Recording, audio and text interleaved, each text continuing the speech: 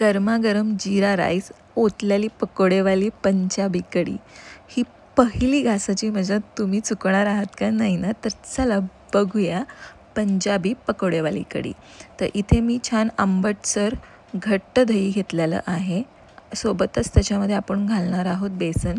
Measurement मी description बॉक्समध्ये दिलेलं आहे. आता त्याच्यात हळद घालून घेऊया, धण्याची पूड, लाल तिखट आणि चवीपुरतं मीठ घालून हे सगळं व्यवस्थित अगोदर चमच्याच्या साहाय्याने मिक्स करून घ्यायचं आहे. मिक्स करून झाल्यानंतर आता आपण आपल्या दही आणि बेसनाला छानपैकी फेटून घ्यायचं आहे आणि ज्या गुठळ्या आहेत त्या गुठळ्या आपण काढून घेणार आहोत.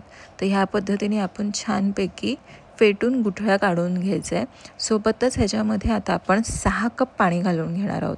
पाण्याचा योग्य वापर करणं ही खूप गरजेचं आहे, कारण ना बेसन चं जे संतुलन राखण्यासाठी ना पाणीचं योग्य प्रमाण आपण घातलं ना तर आपली कढी खूप छान होती. त्याची कन्सिस्टन्सी अगदी स्मूथ होती आणि दहीही फाटत नाही. हेही आपण टाळू शकतो. तर चला आता ह्याची फोडणीची तयारी करूया. तर इथे मी तेल घेतलं आहे. तेलमध्ये आपण जिरे आणि मेथीची फोडणी द्यायची, मेथी दाण्याची. सोबतच कांदा बारीक चिरून घेतला आहे. 3 हिरव्या मिरच्या. आता छानपैकी कांदा सोनेरी रंगाचा होईपर्यंत परतून घ्यायचा आहे. आता ह्याच्यामध्ये आपण टमाटर बारीक चिरून घालूया. सोबतच खिसलेलं आलं घालून घ्यायचं आहे आणि टमाटर गळोसपर्यंत छान शिजवून घ्यायचं आहे. थोडंसं मीठ घालून घ्या, म्हणजे आपला जे टमाटर आहे ते लवकर शिजेल. तर ह्या पद्धतीने आपलं टमाटर छान गळोसपर्यंत शिजलेलं आहे. आता आपण ह्याच्यामध्ये आपली कढी घालून घेऊया. अजून एक, कढीमध्ये अगदी सुरुवातीला मीठ घालायचं नाही. जेव्हा तुमची कढी उकळायला स्टार्ट होईल तेव्हा आपण ह्याच्यामध्ये मीठ घालणार आहोत. आता ह्याला छान मंद आचेवर एक अर्धा तास उकळी काढून घ्यायची आहे आणि शिजवून घ्यायचं आहे. तर दुसरीकडे आपण पकोडे करूया. इथे बेसनमध्ये आपण बारीक केलेला कांदा, हिरवी मिरची, लाल तिखट, हळद, सोबतच धण्याची पूड, आपण इथे ओवा घालून घेणार आहोत. छान कुस्करून घ्यायचा आहे ओवा.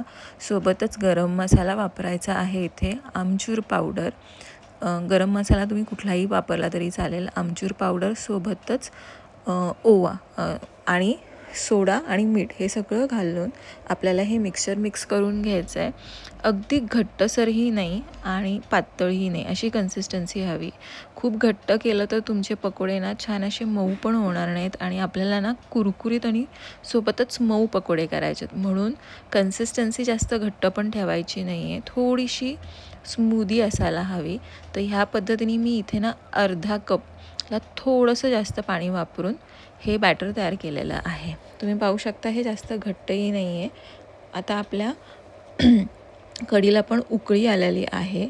जसं मी सांगितलं की छानपैकी शिजवून उकळून घेणं गरजेचं आहे, त्याच्यामुळे बेसनाचा कच्चापणा निघून जातो. आता आपण तेल गरम करून ह्याच्यामध्ये आपले पकोडे सोडून घेऊया आणि सोनेरी रंगाचे होईपर्यंत छान तळून घ्यायचे आणि ह्यांना काढून साईडला ठेवून देऊया. त्यासोबतच आपण आता आपल्या कढीला छानपैकी फोडणी देणार आहोत.